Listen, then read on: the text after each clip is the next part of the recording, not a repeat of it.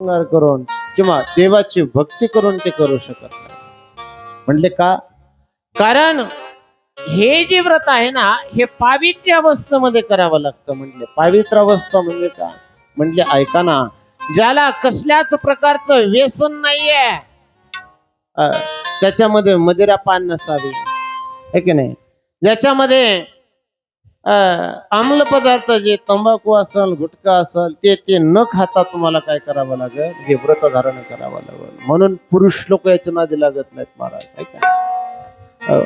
म्हणून असं असणाऱ्या स्त्रियांनी म्हणजे सती महाराणीने हे व्रत धारण केलं आणि व्रत धारण करून रोज भगवान शिवाच्या शिवलिंगावरती दर्शनाकरता जायच्या आणि रोज असं असणाऱ्या त्यांचं दर्शन करायच्या, रोज दर्शन करायच्या, रोज दर्शन करून यायच्या.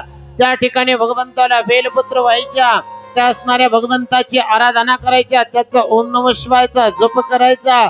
आणि ती सती महाराणी रोज भक्तीमध्ये तल्लीन झाल्या आणि तल्लीन होऊन त्या देवाला प्रसन्न करण्याकरता